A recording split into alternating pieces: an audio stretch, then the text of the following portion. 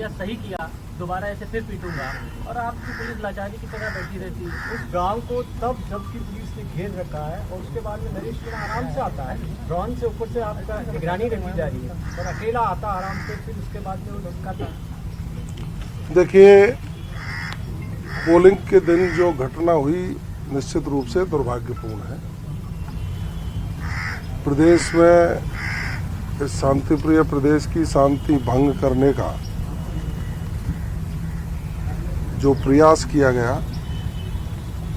निश्चित रूप से मैं उसकी निंदा करता हूं। अभी समरावता और आसपास के गांव के लोग एक प्रतिनिधिमंडल डॉक्टर क्रोड़लाल मीणा जी के नेतृत्व में मेरे से मिलने आया है थोड़ा तेज बोल दीजिए, माइक पे आवाज। और उनका जो कहना है, बहुत अच्छी बात लगी उन लोगों की कि दोषियों पर सख्त कार्रवाई हो, निर्दोष कोई व्यक्ति इसमें फंसे नहीं। इनकी जो डिमांड थी, जिस आधार पर आपने वोटों का बहिष्कार किया मतदान का, वो डिमांड भी मुझे उचित लगती है कि एक तरफ 15 किलोमीटर दूर उपखंड है और एक तरफ 85 किलोमीटर दूर जाना पड़ता है। और इनका कहना है कि पूरे प्रकरण की जांच हो, न्यायिक जांच की बात कही है। माननीय मुख्यमंत्री जी महाराष्ट्र के दौरे पर हैं, पूरे प्रकरण की जांच हो, न्यायोचित जांच हो, निष्पक्ष जांच हो। आदरणीय डॉक्टर क्रोड़लाल मीणा जी और मैं सक्षम स्तर पर इसकी चर्चा करके जो भी न्यायोचित होगा वो करेंगे। वहां शांति व्यवस्था कायम रहे, इसके लिए कुछ पुलिस अधिकारियों को निर्देशित किया गया है, क्योंकि हमारे भोले भाले लोग हैं। उन भोले भाले लोगों को कोई अपनी राजनीति चमकाने के लिए दुरुपयोग करे, ऐसा हरगिज नहीं होने दिया जाए। लोग जनता हमारी है, हम जनता के हैं, इनके साथ न्याय हो, ये भी हमारी सरकार की जिम्मेदारी है।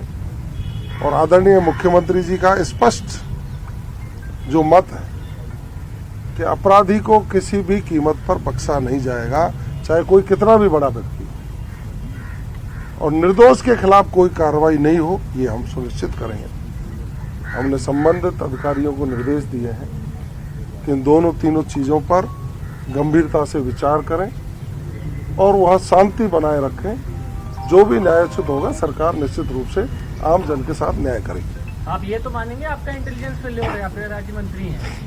देखिए, एक तो प्री प्लान्ड घटना हुआ करती है, एक अकस्मात घटना होगी। ये घटना अकस्मात हुई थी और अकस्मात घटना के बाद जो माहौल खराब हुआ वो दुर्भाग्यपूर्ण है। और निश्चित रूप से जिस स्तर पर नेग्लिजेंसी, अनदेखी और अपराध को बढ़ावा देने की घटनाएं हुई हैं या क्रियान्वित हुई है, उन सब लोगों की जांच करके जो भी दोषी होंगे उसके खिलाफ कार्रवाई होगी। सर, वो 11 बजे सुबह थप्पड़ मारा जाता है, सोशल मीडिया पे वीडियोज आना शुरू होते हैं, उसके बाद वो भीड़ को बुलाने का काम करता है, भीड़ इकट्ठी होने का वहाँ काम हो रही होती है। सर, उस टाइम पे कार्रवाई क्यों नहीं की गई? कोई अपराध करने वाले व्यक्ति कोई भी हो, पुलिस सख्ती से निपट भी रही है। 60 लोगों को डिटेन किया, जिसमें पहचान की जा रही है कि कौन कौन लोग इसमें शामिल हैं, कौन लोग शामिल नहीं हैं। जो शामिल हैं उनके खिलाफ कार्रवाई की जा रही है और जांच का विषय है। और भी लोग जो शामिल होंगे, जो अन्य जिलों से आने की सूचना मिली है, ये लोग जैसा कह रहे हैं कि हम तो इनोसेंट हैं, वहाँ कोई गायन का कार्यक्रम भी था, उसमें भी लोग इधर उधर से वहाँ सांस्कृतिक कार्यक्रम को सुनने के लिए आए थे। दो तरह की बात हो गई, एक तरफ तो कोई व्यक्ति आह्वान कर रहा था और एक तरफ 7 में ही लोग गाना सुनने के लिए जा रहे थे। इन सारी चीज़ों की जांच, कौन लोग आए उसके BTS उठा करके, बाहर के कौन लोग थे, उपद्रव करने वाले कौन लोग थे, ये विस्तृत जांच का विषय है। पुलिस पूरे प्रकरण की जांच करके जो भी दोषी होंगे उनके खिलाफ सख्त कार्रवाई होगी और निर्दोष और बेचारे लोगों के साथ कोई अन्याय नहीं होने दिया। बयान आप शाम को दे देते मंत्री जी, तो शायद मोराल डिस्टर्ब हो जाता पुलिस वालों का। शायद मुझे लगता है कि आपने मेरा बयान सुना नहीं। मैं दौरे पर था, मेरे से कई पत्रकार बंधुओं ने टेलीफोन पर संपर्क किया। मैंने उसी दिन कहा कि प्रदेश के भोले भाले लोगों को कोई व्यक्ति अपनी राजनीति चमकाने के लिए आग में नहीं झोंके। सभी युवाओं से मेरी अपील है, सभी अधिकारियों से भी मेरी अपील है। मैंने आरएएस अधिकारियों को अपील की थी कि कतई पेन डाउन हड़ताल और काम छोड़ो हड़ताल करने की आवश्यकता नहीं है। सरकार सख्त है, जिसने अपराध किया है उसको गिरफ्तार करेंगे, सजा दिलाने का काम करेंगे। घटना थी तो पुलिस को प्रॉपर एसटीएफ को प्रॉपर ट्रेनिंग दी जाती है ऐसी घटनाओं से निपटने की, फिर पुलिस ने आखिर इतनी देरी क्यों की? हम पूरी प्रकरण की जांच करके जांच में जो भी होगा न्यायोचित कार्रवाई सरकार करेगी।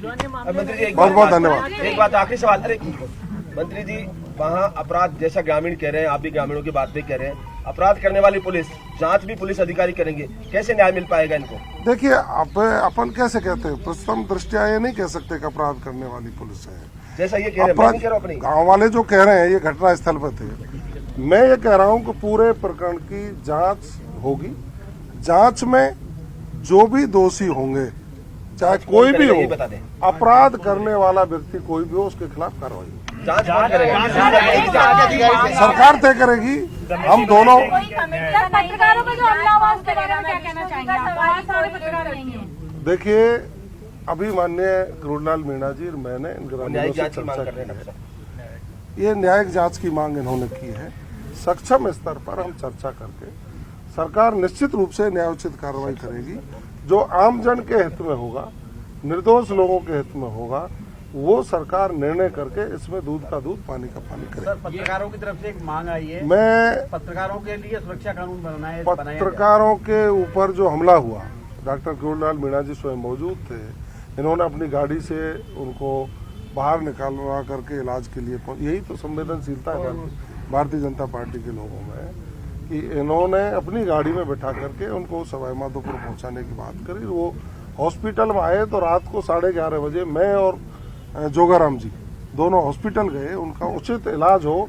और मुझे हॉस्पिटल जाके पता लगा कि माननीय मुख्यमंत्री जी ने दोनों ही घायल भाई पत्रकारों से टेलीफोन पर बात कर SMS के डॉक्टरों को निर्देश दिए कि इनका उचित इलाज हो। घटना निंदनीय है। लोकतंत्र के चौथे स्तंभ पर इस तरह का हमला होना कतई बर्दाश्त नहीं है। और जहां तक पत्रकारों की सुरक्षा की बात है, मैंने पदभार ग्रहण करने के 10 दिन के भीतर राजस्थान के पुलिस DG को पत्रकारों की सुरक्षा की उचित प्रबंध करने के लिए स्वयं ने पत्र लिख दिया गया था, जो नीचे तक गया है। उसकी हम समीक्षा कर लेंगे और आवश्यकता पड़ेगी तो निश्चित रूप से पत्रकार ही नहीं, राजस्थान के हर व्यक्ति की सुरक्षा करना हमारा ध्येय है, जिसको करेंगे। आगजनी की किसने की ये तो बता दीजिए, आइडेंटिफाई तो हुए होंगे लोग। पुलिस जांच कर रही है और जो भी दोषी होंगे निश्चित रूप से उनके खिलाफ कार्रवाई होगी। नरेश के खिलाफ 23 मामले तो पुराने हैं और अब एक और नया बढ़ गया, तो क्या कुछ आगे हिस्ट्री शीट खोली जाएगी या आगे किस तरह से उस पर? जो अपराध करने वाला व्यक्ति है, जिस स्तर का अपराध कर रहा है, उसी स्तर की कार्रवाई चाहे कोई भी हो, सबके खिलाफ होगी। धन्यवाद। अब इनको तुम पता है, मैंने इतनी सेवा की है।